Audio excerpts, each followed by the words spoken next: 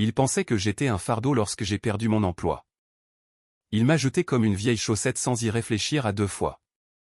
Il ne savait pas que derrière mon sourire serein se cachait une tempête qui allait anéantir son arrogance jusqu'à n'en laisser aucune trace. Le karma ne se trompe jamais d'adresse, chérie. Avant que l'histoire ne commence, s'il te plaît, écris dans les commentaires depuis quelle partie du monde tu nous regardes. N'oublie pas d'aimer et de t'abonner pour que cette chaîne puisse grandir et offrir des histoires encore plus intéressantes.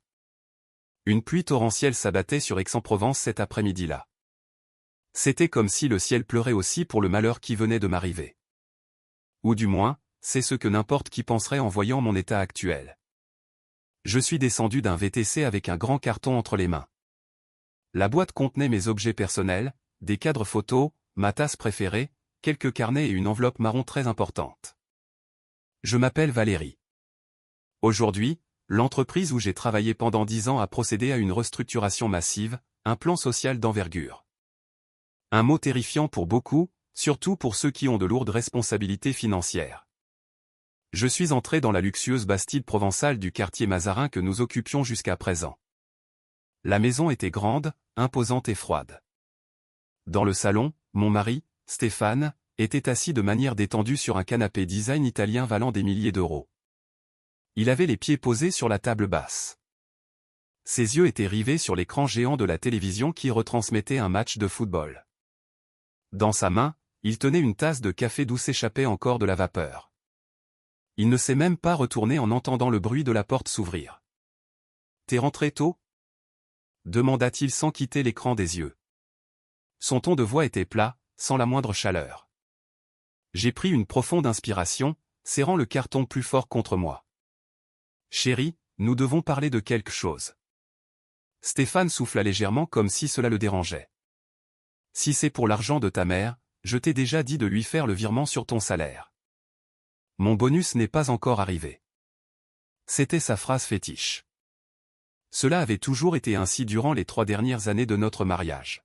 « Ce n'est pas à propos de ça, » répondis-je à voix basse.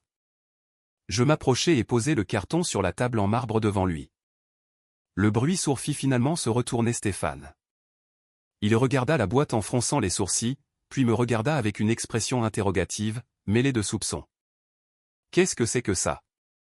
Tu as été viré ? » demanda-t-il sans détour, sans une once d'empathie. J'ai hoché la tête lentement.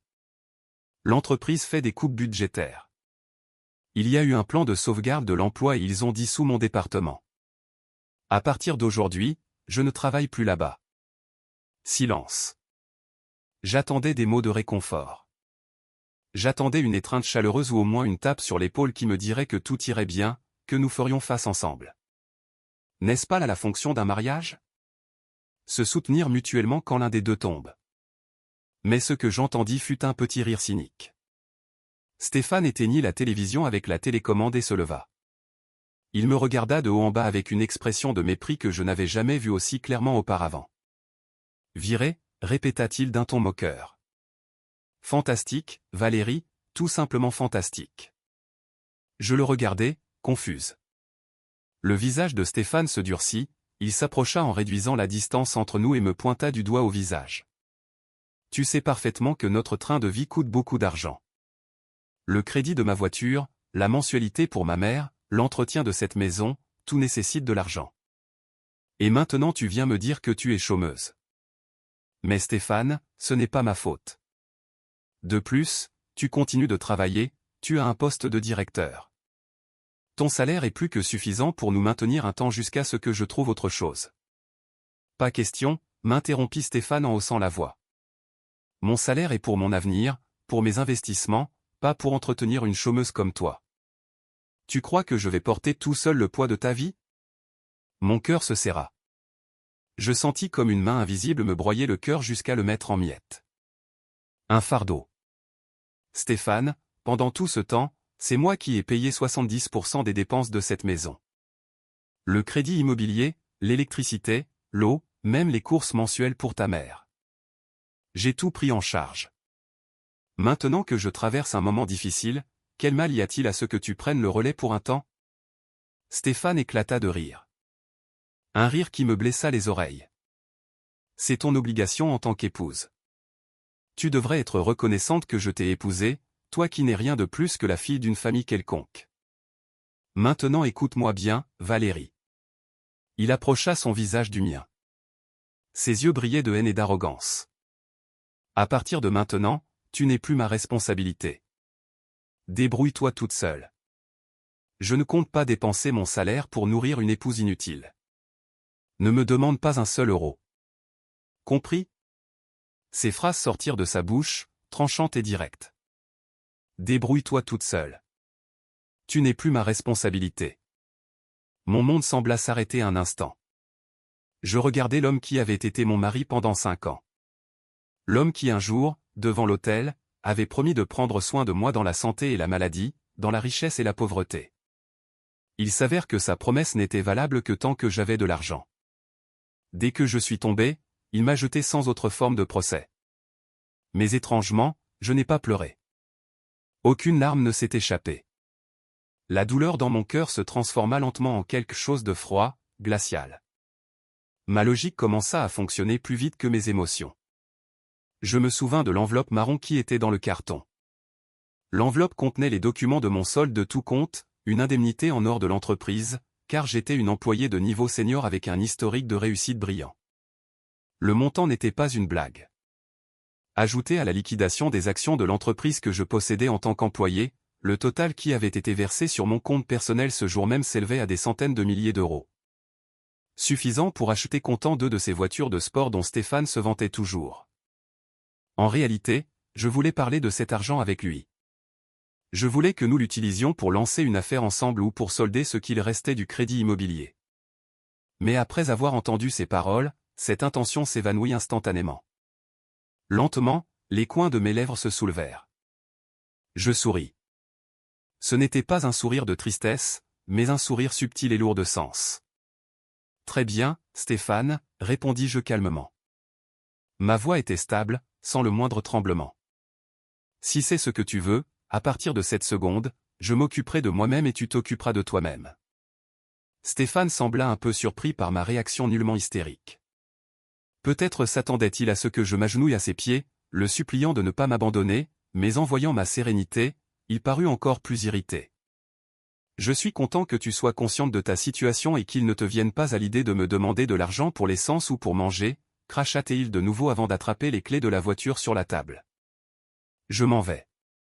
Ça m'oppresse d'être à la maison avec une chômeuse.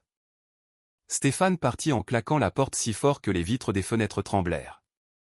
Je restai immobile au milieu de ce salon spacieux. Dehors, la pluie redoublait d'intensité, mais à l'intérieur de mon cœur, une tempête venait de commencer. Je sortis l'enveloppe marron du carton et la caressai doucement. « Tu n'as aucune idée de ce que tu viens de laisser échapper, Stéphane, murmurai-je à voix basse. Tu m'as dit de me débrouiller seul.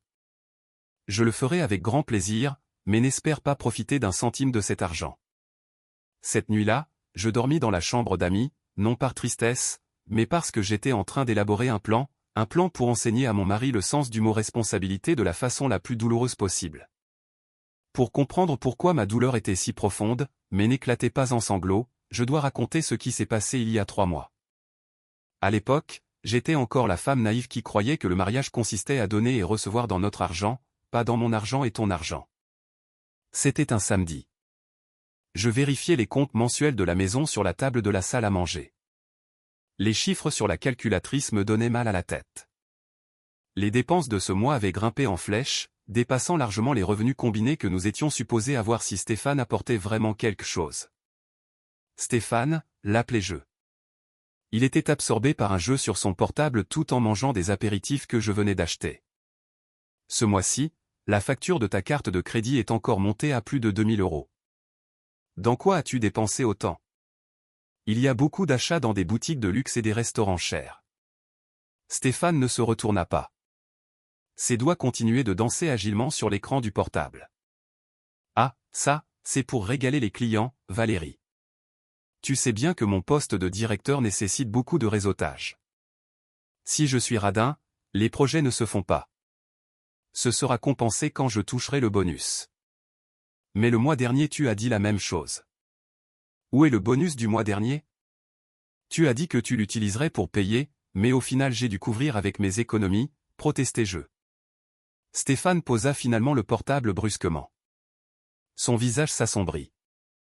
Qu'est-ce que tu es calculatrice avec ton propre mari? Je travaille très dur pour notre avenir. Mon salaire, je l'ai investi en actions et en crypto-monnaies. Ce sont des économies à long terme, Valérie. On ne peut pas y toucher n'importe quand. Quand elles rapporteront de gros bénéfices, tu seras la première à en profiter. Investissement. C'était le mot magique qu'il utilisait toujours pour me faire taire. Chaque fois que je lui demandais où passait son salaire, qui devait être considérable, il s'excusait toujours en disant qu'il investissait. Il disait qu'il construisait un patrimoine millionnaire pour nos vieux jours. En tant qu'épouse dévouée qui avait confiance en la vision de son mari, je me taisais. Je cédais. En conséquence, mon salaire, qui en réalité était plus élevé que celui de Stéphane, était dépensé chaque mois pour maintenir notre train de vie. Je payais le crédit de cette maison, une maison dont l'acte de propriété était à mon nom car je l'avais achetée avec l'apport de l'argent de l'héritage de mon défunt père avant notre mariage. Mais les échéances continuaient de courir. Je payais aussi l'électricité, l'eau, Internet et les courses. Et puis il y avait le problème de Monique, ma belle-mère. Ce même après-midi, mon téléphone sonna. Belle-maman apparut sur l'écran. Je soupirai avant de répondre. Bonjour, Monique. Valérie. La voix perçante de Monique me perça le tympan. Mais qu'est-ce que tu fais? Je t'ai demandé de me virer 300 € pour mes réunions avec les amis. Pourquoi je n'ai reçu que 100 €? Tu veux que je sois ridicule devant elle? Je me massai les tempes qui palpitaient de plus en plus. Désolé, Monique. Ce mois-ci, nous avons eu beaucoup de dépenses. Stéphane a beaucoup utilisé la carte de crédit, alors je dois. Ah, ne me sors pas d'excuses sur mon fils, interrompit Monique brusquement. Stéphane est un homme qui a réussi. Il a sûrement ses raisons pour dépenser de l'argent. Ton devoir en tant qu'épouse est de gérer l'argent pour qu'il y en ait pour tout. Tu as un bon salaire. Ne sois pas radine avec ta propre belle-mère. Rappelle-toi, le bonheur d'une épouse dépend de son mari et celui d'un mari de sa mère. Si tu es radine avec moi, la chance de ton mari en pâtira et ce sera de ta faute. Toujours la même chose. Elle utilisait la tradition pour presser mon portefeuille et moi, stupide que j'étais à l'époque, je me sentais coupable instantanément. Oui, Monique, désolé. Je te virerai le reste cet après-midi, répondis-je faiblement. C'est bien. Et ne tarde pas. Je dois sortir dans 1 heure, ordonna TL avant de raccrocher. Sans plus attendre, je regardai l'écran du portable avec désolation. Cet après-midi-là, je dus retirer de l'argent de mes économies personnelles à nouveau pour satisfaire les désirs de Monique. Quand je me plaignis à Stéphane le soir, il haussa simplement les épaules. Bon, eh bien donne-le-lui. Ma mère est âgée, elle a le droit de se faire plaisir. En tant que belle-fille, tu devrais être fière de pouvoir entretenir ta belle-mère, dit-il avec légèreté. Mais Stéphane, mes économies diminuent. S'il y a une urgence, qu'est-ce qu'on fait? Et ton salaire? Quand vas-tu commencer à contribuer au crédit immobilier? Demandai-je désespéré. Stéphane me regarda durement. C'est que tu ne me fais pas confiance. Je t'ai déjà dit que mon argent est dans des actifs. Quand je les liquiderai, je te rachèterai la maison et je la mettrai à ton nom. Qu'est-ce que tu es lourde parfois. Cette nuit-là, j'ai pleuré en silence, me sentant coupable d'avoir douté de mon mari. Je me sentais comme une mauvaise épouse de ne pas aider de bon gré mon mari et ma belle-mère. Comme j'étais stupide. Comme j'étais aveugle. Le mensonge fut découvert par accident 1 mois plus tard, exactement 1 mois avant aujourd'hui, le jour où j'ai été licencié. Et ce fut cette découverte qui me permit de sourire aujourd'hui alors que mon propre mari me mettait à la porte. Stéphane protégeait toujours son portable avec méfiance, utilisait de multiples mots de passe et ne le laissait jamais à la vue, mais aussi malin qu'il se croyait, il finit par commettre une erreur. Ce jour-là, Stéphane partit en courant au travail car il s'était réveillé en retard. Il prit son portable, mais oublia l'iPad qu'il utilisait habituellement pour surveiller ses investissements. L'iPad était sur la table de nuit, allumé, avec une avalanche de notifications de messages entrants. Au début, je n'avais pas l'intention de regarder, mais le message qui apparut sur l'écran de verrouillage me glaça le sang. Nom du contact, Manon Finance. Contenu du message, chérie. Le virement de ce mois n'est pas encore arrivé. Il me réclame déjà le loyer de l'appartement et n'oublie pas mon allocation pour le shopping. Je t'aime. Mon cœur s'arrêta un instant. Chérie, le loyer de l'appartement. Mes mains tremblaient en prenant l'iPad. J'essayais d'entrer le mot de passe. La date de notre mariage. Incorrect. J'essayais la date de naissance de Stéphane. Incorrect. La date de naissance de Monique. Incorrect. Alors, comme une inspiration soudaine, je me souvins du nom qui venait d'apparaître. Manon. J'essayais des combinaisons de chiffres liés, mais sans succès. Finalement, j'essayais un schéma simple en forme de lettre M. Clic. Il se déverrouilla. Mon monde s'écroula à cet instant précis. Il s'avéra que l'iPad était synchronisé avec le WhatsApp et la galerie photo du portable de Stéphane. Et ce que je vis à l'intérieur n'était pas des graphiques boursiers ni des actifs de crypto-monnaie comme il s'en vantait toujours.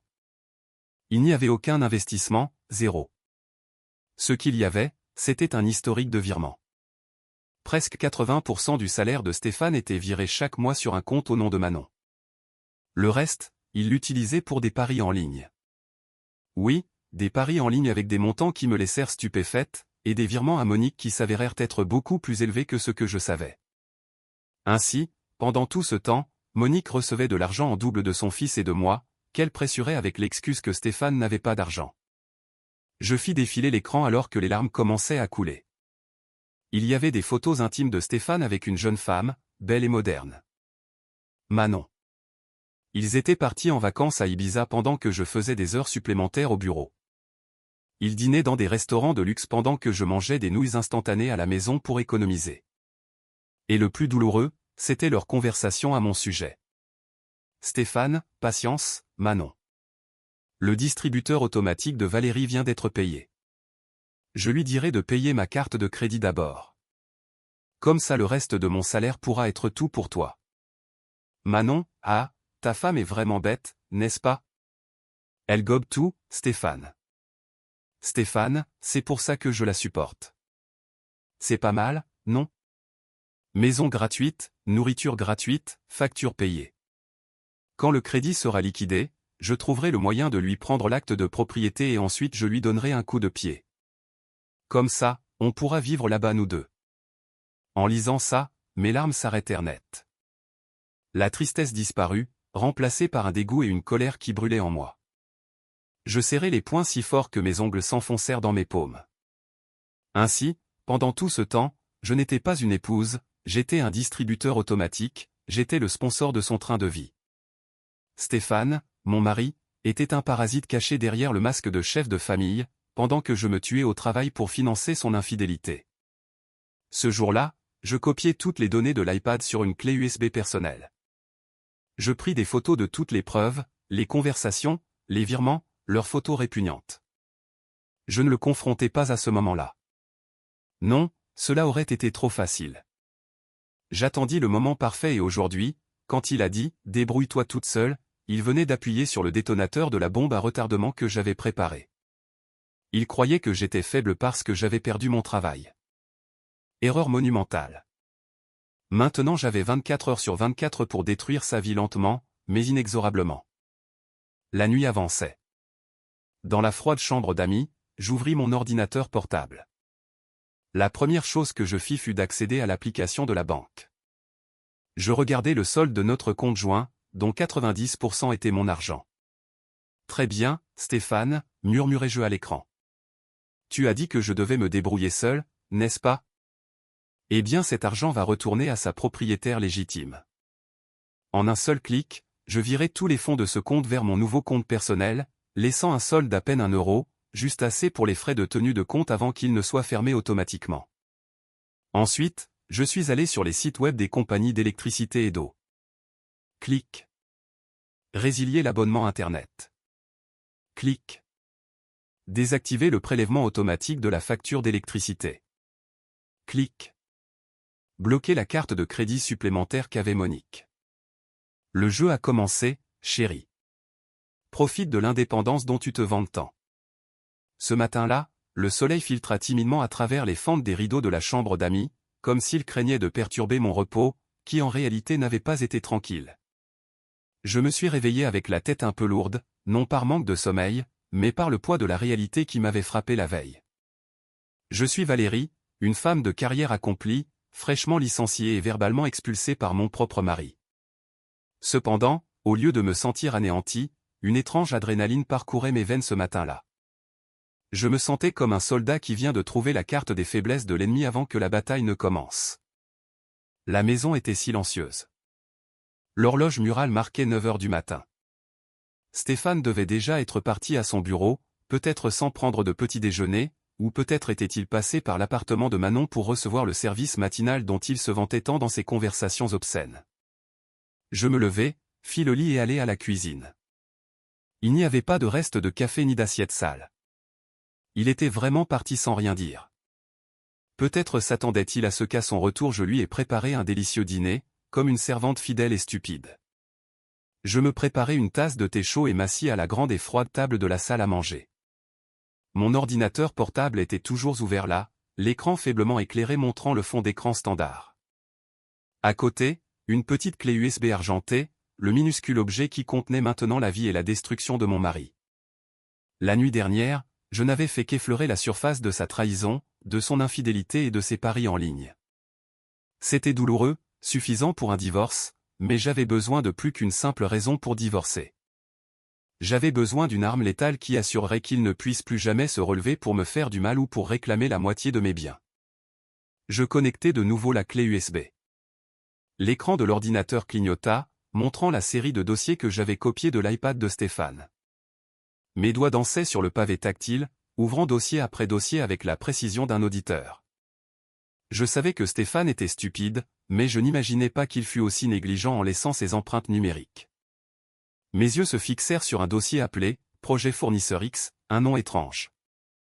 Pour ce que j'en savais, l'entreprise où travaillait Stéphane se consacrait à la logistique et à la distribution, et il était directeur des opérations. Il ne devrait pas gérer les fournisseurs directement d'une manière aussi suspecte. Je cliquai sur le dossier. À l'intérieur, il y avait des douzaines de fichiers Excel et de factures scannées. J'ouvris l'un des fichiers Excel. C'était une liste d'acquisition de biens, pneus pour camions, huile de moteur, pièces de rechange pour véhicules lourds.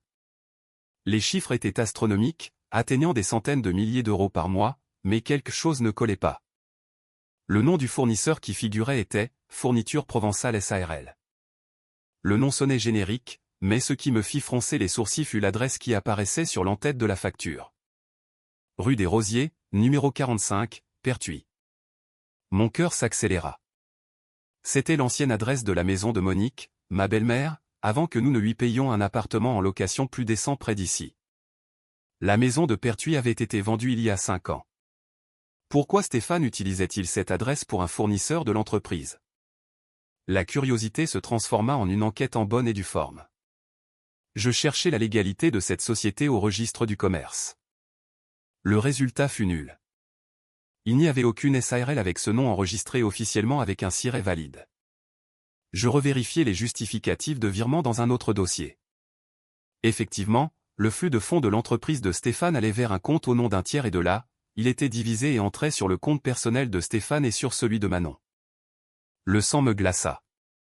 Ce n'était pas simplement la bêtise d'un mari coureur de jupons. C'était un délit de détournement de fonds, d'escroquerie, de corruption d'entreprise. Stéphane avait créé un fournisseur fictif, présentait de fausses factures à sa propre entreprise, les approuvait avec son autorité de directeur et détournait l'argent pour ses propres intérêts, pour les paris, pour Manon et pour son train de vie ostentatoire. Je mis la main devant ma bouche, retenant ma respiration. Le total de l'argent qu'il avait détourné durant les 2 dernières années s'élevait à presque 200 000 euros. C'est pour ça qu'il pouvait acheter à Manon des sacs de luxe et virer à sa mère des milliers d'euros chaque semaine. Son salaire réel n'aurait jamais été suffisant pour couvrir tout cela. Mon esprit vola vers un incident d'il y a 6 mois. À l'époque, Stéphane était rentré à la maison le visage pâle et en sueur froide. Il a dit qu'il était stressé par l'audit annuel du bureau. Ces audits ne cherchent que les erreurs, Valérie.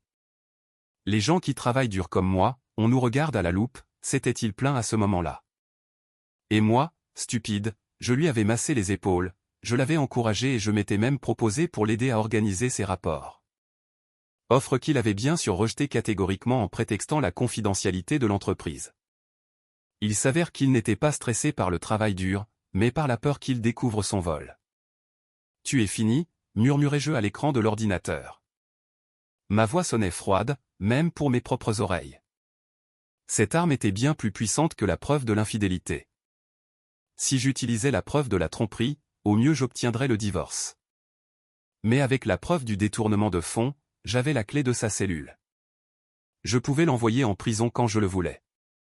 C'était ma carte maîtresse, celle qui ferait faire un virage à 180 degrés à la situation. Il croyait avoir le contrôle parce que j'avais été viré. Il ne savait pas que la chômeuse de sa maison tenait maintenant son destin au bout des doigts. Immédiatement, je pris mon portable. J'avais besoin d'une aide professionnelle pour m'assurer que toutes ces preuves soient légalement valides et irréfutables. Un seul homme me vint à l'esprit. Lucas. Lucas était mon meilleur ami depuis l'université, où nous avions étudié l'économie ensemble. Ensuite, il avait pris un virage, avait obtenu une licence en droit et était maintenant un avocat d'affaires respecté. Cela faisait longtemps que nous ne nous étions pas vus à cause de nos agendas chargés et honnêtement, Stéphane m'avait toujours interdit de voir mes amis hommes. Il était aveuglément jaloux, craignant que je ne le compare à d'autres hommes ayant plus de succès, ironique, étant lui-même l'infidèle. Lucas, saluai-je quand il répondit. Valérie. Waouh, à quoi dois-je l'honneur qu'une cadre supérieure m'appelle à cette heure? La voix de Lucas sonnait joyeuse et chaleureuse à l'autre bout, en contraste marqué avec mon état d'esprit. J'ai besoin de ton aide, Lucas. C'est urgent. On peut se voir aujourd'hui? Je t'invite à déjeuner. Le ton de Lucas devint sérieux instantanément. Il me connaissait bien. Il savait que je n'étais pas du genre à dire urgent pour rien. Bien sûr. Qu'est-ce qui se passe? Tu vas bien? Physiquement, oui, mais légalement. J'ai besoin d'une grosse consultation. C'est à propos de Stéphane et d'un possible cas de détournement de fonds. Il y eut un bref silence à l'autre bout de la ligne. D'accord, ne me donne pas de détails par téléphone. On se voit à notre bistrot habituel, celui près de la fac. À 11h. Parfait. Merci, Lucas. Je raccrochai et regardai de nouveau l'écran de l'ordinateur. Je commençais à copier les fichiers cruciaux à 3 endroits différents. Mon stockage cloud crypté, un disque dur externe et une adresse email secrète. Je n'allais pas permettre qu'un seul octet ne se perde. En attendant l'heure de la réunion, je fis un tour dans la maison. Cette maison était spacieuse, luxueuse et pleine de choses que nous avions achetées ensemble. Avant, je voyais ce canapé comme l'endroit où nous regardions des films ensemble. Maintenant, je le voyais comme l'endroit où Stéphane s'asseyait probablement pour planifier son prochain mensonge. Avant, je voyais la cuisine comme le cœur de notre foyer. Maintenant, je la voyais comme l'endroit où je passais des heures à cuisiner pour un homme qui ne valorisait même pas mon existence. Chaque coin de cette maison criait la trahison, mais étrangement je ne me sentais plus triste. La douleur s'était transformée en carburant. Je me sentais forte. Je me sentais puissante. Mon portable vibra de nouveau. Un message de Stéphane. Stéphane, la chômeuse, ce soir fais un bœuf bourguignon pour le dîner et n'oublie pas de me repasser la chemise bleue du travail. Gare à toi s'il y a un pli. Rappelle-toi quelle est ta place maintenant. Je lus le message et lâchai un petit rire, un rire sec et vide. Il n'avait vraiment aucune idée de ce qui se passait. Il croyait qu'il était toujours le roi de son château.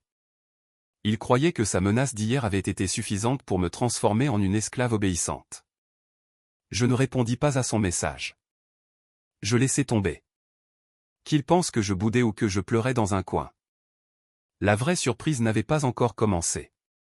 Je fermai l'ordinateur d'un coup sec. Il était temps de me doucher, de me préparer et de retrouver mon avocat. Aujourd'hui, la Valérie pleurnicharde était morte. Aujourd'hui était née Valérie, l'exécutrice. L'odeur du café fraîchement moulu et le bourdonnement de la machine à expresso m'accueillirent en entrant dans le bistrot. L'endroit n'avait pas beaucoup changé. Il était toujours accueillant avec sa décoration en bois et ses lampes suspendues chaleureuses. Dans un coin, Lucas était déjà assis et me faisait signe de la main. Il portait une chemise élégante avec les manches retroussées, un aspect professionnel mais détendu. Je m'assis en face de lui, posai mon sac et, sans préambule, je lui tendis le disque dur externe que j'avais apporté. Droit au but ? Demanda Lucas en arquant un sourcil. Il n'y a pas de temps à perdre, Lucas.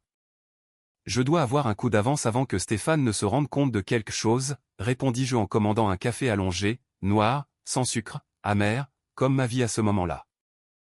Je lui racontai tout, depuis le licenciement qui était en réalité une bénédiction déguisée car j'avais reçu une indemnité millionnaire, jusqu'aux paroles cruelles de Stéphane, la découverte de l'iPad, l'infidélité avec Manon et le plus grave, l'épreuve du détournement de fonds de l'entreprise. Lucas écouta attentivement. Son visage, initialement détendu, se tendit et devint sérieux. Il prenait des notes de temps en temps dans un petit carnet. Quand je lui parlais du fournisseur fictif, Fourniture Provençale SARL, il hocha la tête à plusieurs reprises. C'est brillant, Valérie. Je veux dire, terrible pour ton mariage, mais brillant du point de vue légal, dit Lucas en tapotant avec ses doigts sur le disque dur. L'infidélité n'est plus un délit pénal grave, mais le détournement de fonds, l'abus de biens sociaux, le faux et usage de faux, cela pourrait lui valoir une condamnation. La peine peut aller jusqu'à 5 ans de prison et 375 000 € d'amende pour abus de confiance ou escroquerie. Et si l'entreprise porte plainte pour blanchiment d'argent, en détournant les fonds vers des comptes de tiers, ça devient encore plus sérieux. Je veux qu'il coule, Lucas, dis-je d'une voix plate. Je ne veux pas seulement le divorce, je veux qu'il ressente ce que c'est que de ne rien avoir. Il m'a dit que je devais me débrouiller seul parce que je n'avais pas d'argent. Je veux voir comment il se débrouille quand il n'aura vraiment plus rien d'autre que les vêtements qu'il porte. Lucas me regarda fixement, cherchant un doute dans mes yeux. Tu es sûr ? Ça va être une guerre ouverte. Une fois qu'on joue cette carte, il n'y aura pas de retour en arrière. Tu es prête s'il devient violent ? Il est déjà devenu violent, Lucas. Il m'a mise subtilement dehors de ma propre maison, il a insulté ma dignité. J'ai fini d'être la gentille épouse. D'accord. Lucas se redressa sur son siège. Alors, traçons la stratégie. D'abord, sécurise tes actifs. L'indemnité et les actions, tu les as reçues en étant marié. L'indemnité est arrivée hier, mais les actions sont le résultat de ton travail pendant des années. Nous devons démontrer que ce sont des biens propres, fruits de ton propre effort et que la maison a été acquise avec ton argent. Heureusement, l'acte est à ton nom, n'est-ce pas ? Oui, à 100%. Je l'ai acheté avec l'apport de l'héritage de mon père et le crédit a été payé intégralement avec mon salaire. Stéphane n'a jamais payé un centime du capital. Il payait juste, je ne sais pas, peut-être juste son propre ego. Parfait. Cela signifie que la maison est en sécurité. Et sa voiture de sport ? Elle est à son nom, mais le financement était domicilié sur mon compte parce qu'à l'époque il s'est plaint que son salaire n'était pas suffisant pour qu'on le lui accorde. Stupide que j'étais, j'ai accepté. Lucas lâcha un rire cynique. Ça c'est facile. Arrête de payer. Que la société de recouvrement fasse le travail pour nous. Première étape, aujourd'hui même. Coupe tout accès financier. Tu as dit que tous les comptes opérationnels étaient alimentés par ton argent ? Oui. Le compte joint, la carte de crédit supplémentaire pour sa mère, les factures d'électricité, d'eau, Internet. Tout était connecté à mon compte salaire. Coupe tout. Tout de suite. Je sortis mon portable devant Lucas. Je commençais à exécuter cette sentence numérique. Je me sentais comme si je coupais les fils d'une marionnette. D'abord j'appelais le service client de la banque. D'une voix ferme, je déclarais la perte de ma carte de crédit principale, celle qu'utilisait en réalité Stéphane pour son train de vie, et demandais le blocage permanent et l'émission d'une nouvelle qui serait envoyée uniquement à l'adresse du cabinet de Lucas. La carte supplémentaire au nom de Monique aussi ? Demanda l'opérateur. La mère de mon mari ? Oui, bloquez tout, résiliez le service, répondis-je sans hésiter. Deuxièmement, j'ouvris les applications de la compagnie d'électricité et d'eau, j'annulai les prélèvements, que les factures s'accumulent, qu'il expérimente l'obscurité. Troisièmement, et ce fut le plus satisfaisant, je virai les fonds restants de notre compte joint. Il ne restait pas grand-chose parce que Stéphane l'avait vidé petit à petit, mais c'était suffisant pour qu'il ait des problèmes même pour mettre de l'essence. C'est fait, dis-je en posant le portable sur la table. Maintenant il est pauvre. Lucas sourit. Le sourire d'un avocat qui sait qu'il va gagner l'affaire. Prochaine étape. Je préparerai la demande de divorce, mais nous la retiendrons pour l'instant. Nous laisserons la panique s'installer. Nous laisserons le point culminant arriver naturellement. Toi tu as juste à t'asseoir et profiter du spectacle. Une chose de plus, Lucas. À propos des preuves du détournement de fonds. Garde-les, m'interrompit-il. C'est notre arme ultime. Nous l'utiliserons s'il commence à menacer pour les biens communs ou s'il refuse le divorce. Ou si, à la fin, tu veux détruire sa carrière complètement. Je veux la deuxième option. Notre réunion se termina 1 heure plus tard. Je rentrai chez moi en me sentant beaucoup plus légère. Le nuage noir qui planait sur mon cœur avait été remplacé par un plan tactique impeccable. Ce soir-là, j'étais déjà à la maison quand la voiture de Stéphane entra dans le garage. Le rugissement du moteur de sa voiture de sport sonnait aussi arrogant que son propriétaire. Je m'assis dans le salon en lisant un magazine de mode, feignant d'être détendu. Les lumières de la maison étaient toujours allumées. La facture d'électricité n'avait pas encore expiré, donc je serais en sécurité pour une nuit de plus. Stéphane entra en fronçant les sourcils, il lança sa mallette sur le canapé. Quelle folie, la ville est impossible. Et quelle chaleur il fait. Se plaignit-il. Puis il me regarda durement. Où est le bœuf bourguignon? J'ai faim. Je ne me retournai pas. Je tournai la page du magazine avec calme. Il n'y en a pas. Quoi? Stéphane me regarda fixement. Qu'est-ce que tu veux dire par il n'y en a pas? Je te l'ai demandé par message ce midi. Finalement je le regardai. Je lui dédiai le sourire le plus doux, mais aussi le plus faux, que je pus feindre. Tu ne te souviens pas, chérie? C'est toi qui as dit hier que je devais me débrouiller seul, alors j'ai cuisiné pour moi. Si tu veux dîner, cuisine-toi quelque chose ou achète quelque chose. Tu es un homme riche, un directeur qui réussit, non? Le visage de Stéphane rougit de colère. Tu oses défier ton mari juste parce que tu as été viré? Pour qui tu te prends? Je ne te défie pas, chérie. J'obéis seulement aux ordres de mon mari. Une bonne épouse doit obéir, répondis-je avec tranquillité. Stéphane souffla avec dédain et chercha son portefeuille. Bon, et bien gare à toi si tu me demandes de l'argent le mois prochain. Il fit demi-tour et sortit de nouveau, probablement avec l'intention d'acheter à manger dehors. 15 minutes plus tard mon portable sonna. Ce n'était pas un appel, mais une notification de l'application de la banque pour la carte que j'avais bloquée l'après-midi même. Avis, transaction carte de crédit 20 restaurants gastronomiques refusés. Carte bloquée et inactive. Je lâchai un petit rire. Il essayait de se faire un festin pour calmer sa colère, mais sa carte fut refusée. Peu après, la porte d'entrée claqua de nouveau. Stéphane entra avec le visage encore plus rouge qu'avant. Cette fois c'était un mélange de honte et de colère. Il se dirigea vers moi à grandes enjambées. « Valérie, pourquoi ma carte de crédit ne marche pas? Qu'est-ce que tu lui as fait? Tu m'as ridiculisé devant le serveur. » cria-t-il. Je haussai les épaules en feignant la confusion. « Ben je sais pas, peut-être que tu as atteint le plafond ou peut-être que c'est parce que la facture n'a pas été payée. Comme maintenant je ne travaille plus, chérie, je ne peux pas payer les factures de ta carte. Rappelle-toi, je dois me débrouiller seul. » La bouche de Stéphane s'ouvrit pour m'insulter, mais les mots ne sortirent pas. Sa logique était bloquée. C'était lui qui m'avait ordonné d'arrêter de dépendre de lui. Mais il oubliait que pendant tout ce temps, c'était lui qui dépendait de moi. Toi.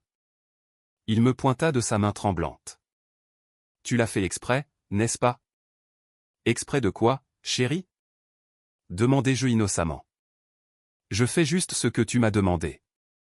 Être indépendante. Ce n'est pas ce que tu voulais?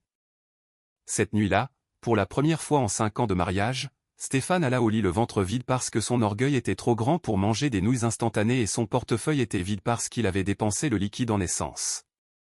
Et moi, je dormis profondément en rêvant au prochain chapitre de sa destruction.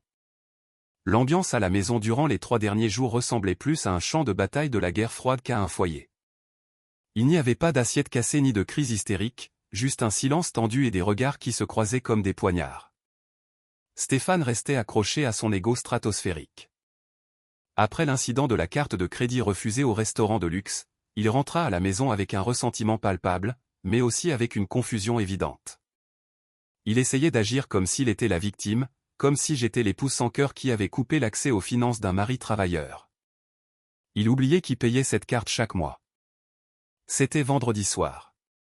Normalement à cette heure Stéphane se détendait dans son bureau en jouant en ligne sur son coûteux PC de gaming, qui consommait des milliers de watts avec la climatisation réglée à la température la plus froide.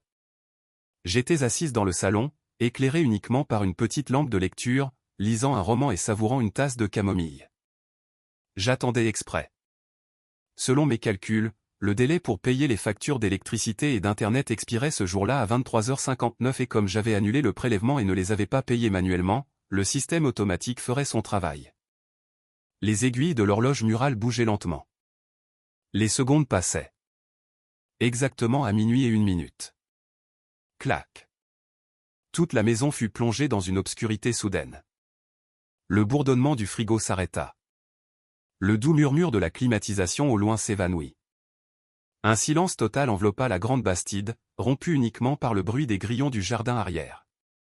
1 seconde, 2 secondes, 3 secondes. Merde, pourquoi l'électricité a coupé? Le cri de Stéphane retentit depuis l'étage, brisant le silence de la nuit. Je souris légèrement dans l'obscurité et avec calme j'allumai une bougie parfumée que j'avais préparée sur la petite table d'appoint. La lumière tenue de la bougie dansait, projetant de douces ombres sur mon visage. J'entendis des pas lourds descendant les escaliers à toute vitesse, intercalés avec le bruit de quelque chose qu'on cogne et une série de jurons. Stéphane apparut dans le salon vêtu seulement d'un short, utilisant son portable comme lampe torche. Il avait le visage rouge et la sueur commençait à perler sur son front parce que la clim de sa chambre s'était éteinte d'un coup. « Valérie, pourquoi y a plus de courant? Le solde est épuisé ou c'est une coupure générale ?» cracha-t-il en me pointant au visage avec la lampe du portable, me faisant plisser les yeux. « Nous n'avons pas de compteur après paiement, chérie. La facture est mensuelle, répondis-je tranquillement, tenant encore ma tasse de thé. Et regarde, le voisin d'en face a les lumières du porche allumées, donc ce n'est pas une panne générale. Stéphane courut vers la fenêtre et tira le rideau. Effectivement, les lampadaires de la rue et les lumières des maisons voisines brillaient avec intensité. Seule notre maison était dans le noir, comme une maison hantée. Alors pourquoi y a pas de lumière? T'as oublié de payer la facture? M'accusa-t-il en se retournant pour me regarder avec des yeux exorbités. Je n'ai pas oublié. Je m'en souviens parfaitement, répondis-je avec calme. Je me souviens que la facture expirait aujourd'hui, mais comme je te l'ai dit, maintenant je suis au chômage. Mon solde de tout compte n'est pas encore arrivé. Je mentis, bien sûr. Et mes économies je les garde pour manger, alors non. Je ne l'ai pas payé. Tu es folle? Stéphane se tira les cheveux, frustré. J'étais au milieu d'un raid important dans le jeu. Internet aussi a sauté. Tu veux me rendre fou, Valérie? Baisse la voix, les voisins vont nous entendre, le grondai-je doucement. De plus, c'est toi qui as dit que je devais me débrouiller seul. Moi je n'ai pas besoin de beaucoup d'électricité. Avec cette bougie ça me suffit. Si toi tu as besoin d'électricité pour tes petits jeux, tu peux payer la facture. Tu es directeur, non? Ne me dis pas que tu n'as pas d'argent pour payer une facture de 200 €. Échec et mat. Je savais qu'il n'avait pas de liquide. Le solde du compte joint, je l'avais vidé. Sa carte de crédit était bloquée et son salaire, eh bien, son salaire il l'avait déjà dépensé pour Manon et dans les paris en ligne. Stéphane resta silencieux. Sa poitrine montait et descendait, contenant sa colère. Il essaya d'ouvrir l'application de la banque sur son portable, espérant peut-être un miracle sous forme de solde ou peut-être essayant d'acheter des données parce que le Wi-Fi de la maison était aussi mort. Merde. Le réseau ici est pourri sans le Wi-Fi, grogna-t-il en jetant le portable sur le canapé. Notre maison avait des murs épais en pierre qui rendaient le signal mobile difficile si on n'était pas près d'une fenêtre. Bon, eh bien couche-toi, chérie. Demain tu dois travailler, suggérai-je avec un faux ton d'épouse inquiète. Cette nuit-là, Stéphane ne put pas dormir. Sans climatisation, la spacieuse chambre principale devint un four. Il allait et venait, ouvrant la fenêtre, se plaignant des moustiques et la refermant à cause de la chaleur étouffante. Pendant ce temps, je dormis dans la chambre d'amis, située au rez-de-chaussée et avec une bonne ventilation naturelle, donc c'était assez frais, même sans clim. Je dormis avec un sourire de victoire. Cependant, la véritable terreur arriva le lendemain matin. Samedi matin. Stéphane se réveilla tard pour avoir passé une nuit blanche accablé par la chaleur. Il avait le visage émacié et les yeux rouges. Il avait l'intention de sortir chercher un petit déjeuner et probablement se réfugier quelque part avec la clim. Très probablement l'appartement de Manon. Il se doucha avec l'eau froide qui restait dans le réservoir, vu que la pompe à eau ne fonctionnait pas sans électricité, et s'habilla impeccablement. Quand il ouvrit la porte principale et se dirigea vers le garage, une énorme dépanneuse jaune était déjà garée devant le portail de notre maison. Deux hommes corpulents avec des gilets orange étaient debout à côté de la rutilante voiture de sport de Stéphane. J'étais en train d'arroser les plantes du jardin avant en utilisant l'eau de pluie que j'avais recueillie.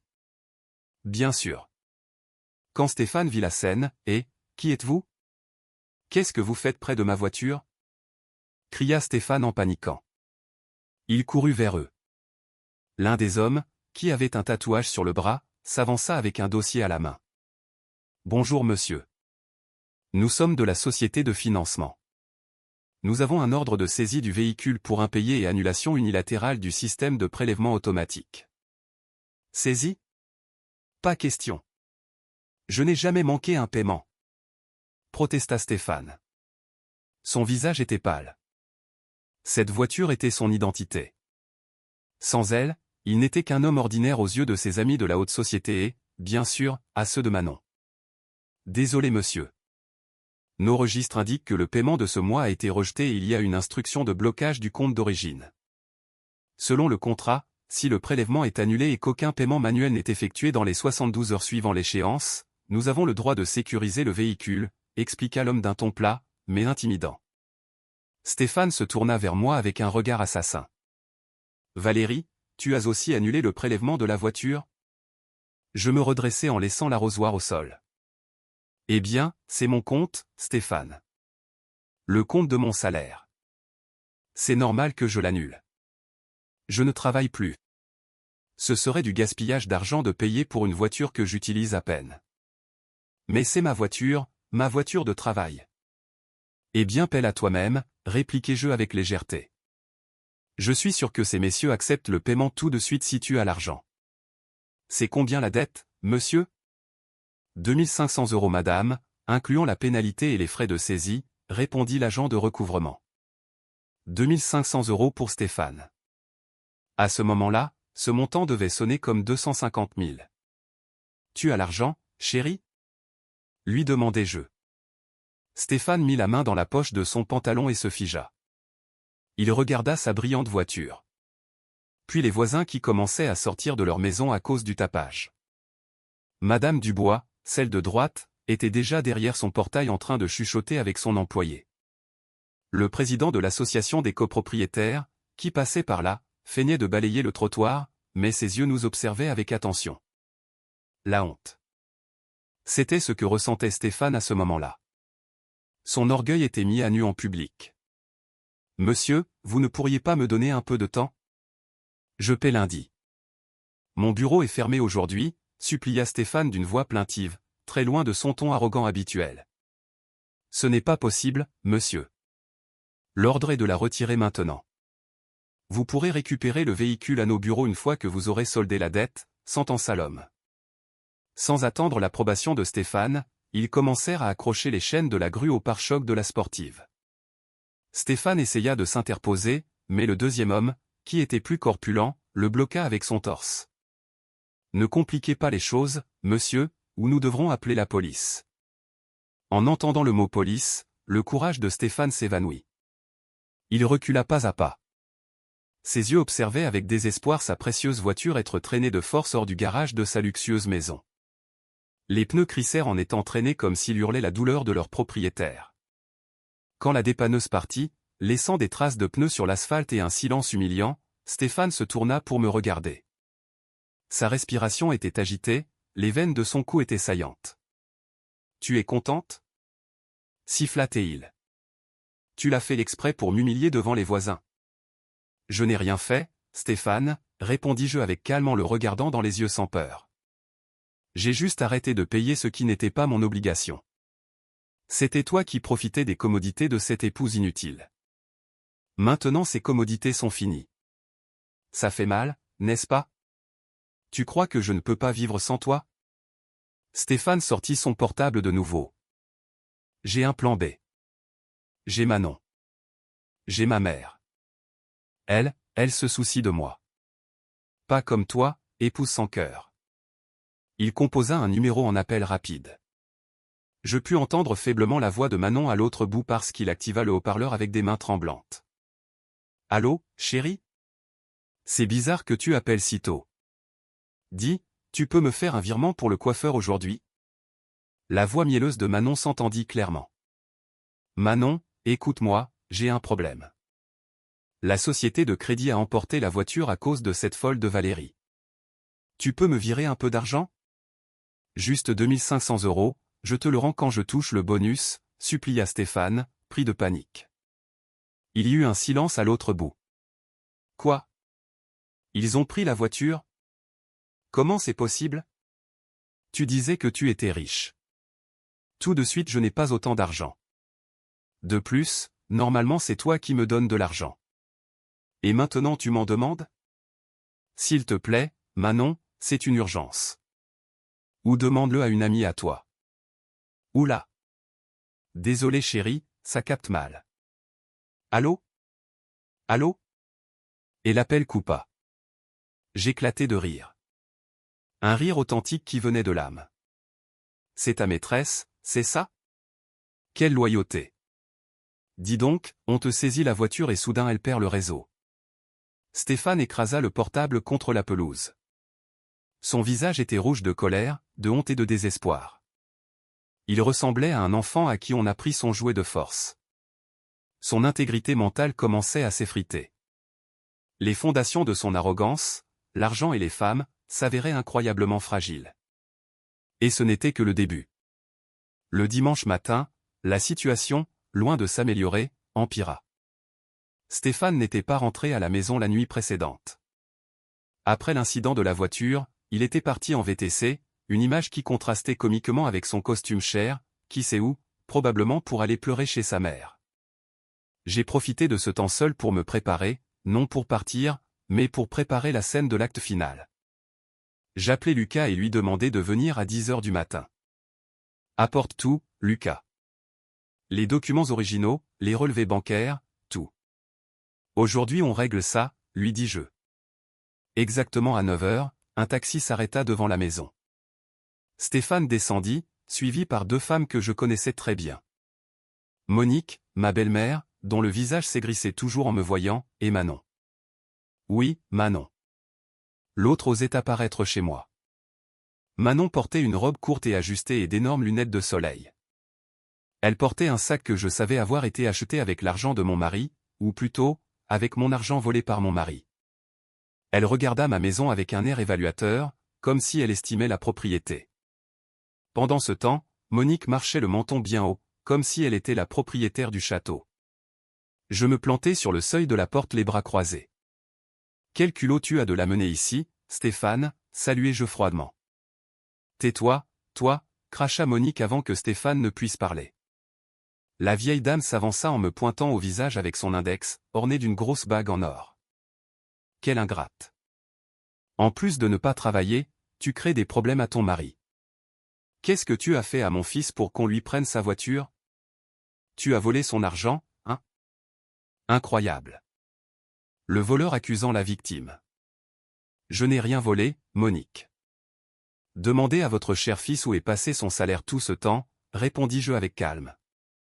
Bah, ne me sors pas d'excuses. Stéphane se plaça à côté de sa mère, se sentant soutenu moralement. Le courage qu'il avait perdu la veille revenait maintenant qu'il avait des pom-pom girls. Valérie, j'en ai marre. Cette maison devient irrespirable avec toi. Je veux que tu partes aujourd'hui même. J'arquai un sourcil. Que je parte de ma propre maison? Manon lâcha un petit rire méprisant, enleva ses lunettes de soleil et me regarda avec ironie. Madame Valérie, soyez un peu réaliste. Stéphane est le chef de famille. Cette maison est à lui de droit. De plus, vous avez été viré. Vous n'avez pas de revenus. Pauvre Stéphane. Devoir vous traîner comme un boulet. Le mieux c'est que vous retourniez dans votre village ou n'importe où. Laissez Stéphane et moi nous occuper de la maison. Je suis sûr que je peux être une épouse qui le soutient bien plus que vous. Le sang me bouillait en entendant l'impudence de cette femme.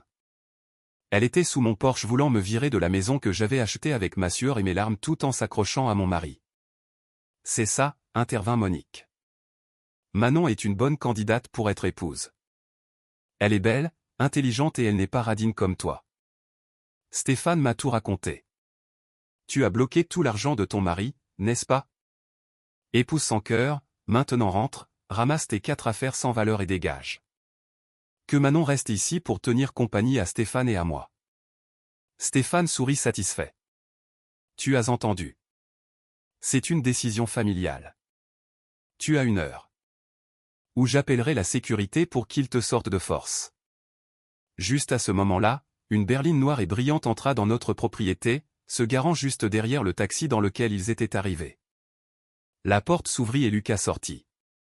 Il portait un costume formel complet avec cravate et portait une épaisse mallette en cuir. Son aura d'avocat à succès les fit taire tous un instant. Et c'est qui lui? Ton amant? Accusa Stéphane, pris de panique, essayant d'attaquer le premier. Lucas marcha tranquillement, passant à côté de lui, et se plaça à côté de moi. Il me salua d'un hochement de tête respectueux et ensuite se tourna pour regarder les trois avec un regard aiguisé et analytique. Permettez-moi de me présenter. Je suis Lucas. Le représentant légal de Madame Valérie. La voix de Lucas était grave et ferme et résonna sous le porche. Je suis ici pour éclaircir quelques malentendus fatals qui semblent se produire. Représentant légal. PFF. C'est sûrement un avocat de seconde zone, se moqua Monique. Lucas sourit légèrement, imperturbable. Il ouvrit sa mallette et sortit un dossier épais. Monsieur Stéphane, Madame Monique et Mademoiselle Manon. Lucas regarda Manon du coin de l'œil avec une expression de mépris poli. Vous venez de demander à ma cliente de quitter cette propriété. Sous quel prétexte? Sous le prétexte que c'est la maison de mon fils. Stéphane est le chef de famille. S'exclama Monique. Incorrect, la coupa Lucas net. Il sortit un document certifié. Ceci est une copie de l'acte de propriété de ce terrain et du bâtiment. S'il vous plaît, lisez le nom qui figure ici. Lucas approcha le papier du visage de Stéphane. Stéphane plissa les yeux pour lire. Ses yeux s'ouvrirent comme des soucoupes et son visage, qui avant était rouge de colère, devint pâle comme de la cire. Propriétaire, Valérie Ayinda. Ce n'est pas possible, bégaya Stéphane. Nous nous sommes mariés sous le régime de la communauté. Cette maison a été achetée 2 mois avant votre mariage avec un apport issu de l'héritage des parents de Madame Valérie et le crédit a été payé à 100% depuis le compte salaire de Madame Valérie. Nous avons les relevés bancaires des 5 dernières années qui le démontrent. Monsieur Stéphane n'a pas contribué ne serait-ce qu'1 centime à cet actif, expliqua Lucas avec le ton d'un professeur réprimandant un étudiant lent. C'est un bien propre. Légalement, Stéphane n'a pas le moindre droit sur cette maison. Manon et Monique restèrent bouche bée. Manon fit un pas en arrière. Sa prise sur le bras de Stéphane se relâcha. Alors, il vit au crochet de quelqu'un? Demanda Manon à voix basse. Sa voix tremblait. Exactement, mademoiselle Manon, répondis-je avec un sourire doux. Ton homme merveilleux, celui qui t'offre toujours du luxe, est en réalité un parasite qui vit aux dépens de sa femme. Mensonge. Cria Monique sans l'accepter. Mon fils est directeur, il gagne beaucoup d'argent. Il a sûrement de l'argent. Ah, à propos du salaire. Lucas sortit une deuxième liasse de documents, cette fois plus épaisse. Nous avons aussi réalisé un audit forensique des finances de ce foyer. C'est vrai, le salaire de Monsieur Stéphane est élevé, mais où va-t-il? Lucas jeta sur la table du porche les photos, les preuves des virements et les captures d'écran des conversations osées entre Stéphane et Manon. Les preuves s'éparpillèrent. Photos de leurs vacances à Ibiza, justificatifs de virements de milliers d'euros sur le compte de Manon, justificatifs de dépôt de centaines d'euros sur des sites de paris en ligne. Ça. Monique ramassa une des photos. Sa main tremblait violemment en voyant son fils poser intimement avec Manon dans la piscine d'un hôtel avec une date qui coïncidait avec un supposé voyage d'affaires de Stéphane. Mère, regardez, l'argent qui aurait dû être pour l'avenir de vos petits-enfants a été dépensé pour financer cette femme. Et sur des tables de jeu, dis-je froidement. Manon était pâle, elle se sentait piégée. Elle regarda Stéphane avec dégoût. Stéphane, tu m'as dit que cet argent venait de tes investissements. Tu m'as dit que cette maison était à toi. Elle ment, Manon. Tout est un montage, se défendit Stéphane, mais sa voix sonnait faible et désespérée. Et une chose de plus, intervint Lucas de nouveau. Cette fois sa voix était plus basse, mais plus dangereuse. Monsieur Stéphane, quant à vos investissements, nous avons trouvé des preuves d'un flux de fonds suspect depuis l'entreprise où vous travaillez vers un fournisseur fictif appelé Fournitures Provençales SARL. En entendant ce nom, les genoux de Stéphane flanchèrent. Il s'effondra sur l'une des chaises du porche. Son regard était perdu. Il savait qu'il était fini. Détournement de fonds, abus de confiance et abus de biens sociaux. La peine peut aller jusqu'à 5 ans de prison, continua Lucas, implacable. Ma cliente, en tant que bonne citoyenne, prévoit de signaler cette découverte à votre entreprise et aux autorités de police à moins que... Non. Cria Stéphane. Soudain il s'agenouilla aux pieds de Lucas, puis rampa jusqu'au mien. Il m'enlaça les jambes en pleurant à chaudes larmes. C'était une scène pathétique. Valérie, s'il te plaît, ne me dénonce pas. J'irai en prison. Ma carrière sera ruinée. S'il te plaît, chérie. J'ai commis une erreur. Je le regardais de haut. L'homme qui hier m'avait mise dehors, qui m'avait dit que je n'étais pas sa responsabilité, pleurnichait maintenant à mes pieds comme un bébé. Lâche-moi, dis-je d'une voix plate. J'écartai ses mains. Manon, voyant la situation, se rendit compte que le navire coulait. Sans rien dire, elle fit demi-tour et marcha rapidement vers la porte. Manon, où vas-tu? Ne me laisse pas. Cria Stéphane en voyant sa maîtresse fuir. Manon se retourna brièvement. Son visage était plein de haine. Escroc. Pauvre type qui disait être riche et il s'avère que tu es un voleur qui vole son entreprise et vit de sa femme. C'est fini nous deux. Et ne me rappelle jamais où je te dénonce à la police pour escroquerie. Manon partit en laissant Stéphane complètement anéanti. Maintenant il ne restait que Monique. Elle était debout, pétrifiée, regardant son fils qui pleurait par terre, et moi, qui restais droite. Monique, l'appelai-je. Vous avez entendu que cette maison est à moi. Et comme il a été démontré que Stéphane m'a été infidèle et a commis un délit, je vais demander le divorce. Cela signifie que Stéphane doit partir d'ici. Et vous, vous devez partir aussi. Tu oses? Tu vires ta belle-mère? La voix de Monique était rauque. Vous m'avez appris à être ferme, vous vous souvenez? Vous avez dit que si on n'a pas d'argent, on ne doit pas être un fardeau. Eh bien, votre fils maintenant n'a pas d'argent, il a beaucoup de dettes et c'est un futur détenu. Je ne veux pas qu'il soit un fardeau pour moi. S'il vous plaît, emmenez votre fils et partez de chez moi. Maintenant. Lucas fit un pas en avant. Je vous donne 30 minutes pour rassembler vos effets personnels. Seulement les vêtements, les appareils électroniques et les véhicules ne peuvent pas être emportés, car ils pourraient être des preuves dans l'enquête pour détournement de fonds. Sa destruction était imminente. La vérité avait éclaté au grand jour. Le masque de Stéphane avait volé en éclats et je sentis comme si on m'avait enlevé un poids de plusieurs tonnes. Les 30 minutes que Lucas leur accorda furent une torture au ralenti pour Stéphane et sa mère. Pour moi, cependant, ce furent les 30 minutes les plus libératrices de ma vie. Je m'assis sur le canapé du salon, observant leur frénétique va-et-vient. Lucas se posta près de la porte, les bras croisés comme un gardien infernal, s'assurant qu'il n'emporte aucun actif de valeur qui soit à moi, ni aucune preuve du détournement. Stéphane avait un aspect lamentable. Sa chemise de travail chère était froissée, le bouton supérieur détaché et son visage était trempé de sueur froide et de larmes. Il traînait une grande valise, celle que nous avions achetée pour notre lune de miel, et commença à y mettre ses vêtements n'importe comment. Cette télévision, je l'ai achetée avec le bonus de l'année dernière, dit Stéphane essayant de décrocher la Smart TV de 60 pouces du mur. Stop. Lucas s'avança arrêtant la main de Stéphane. Le bonus de l'année dernière? Quel bonus? Selon l'audit de vos comptes, le bonus de l'année dernière vous l'avez dépensé en 3 jours dans des dépôts pour des machines à sous en ligne.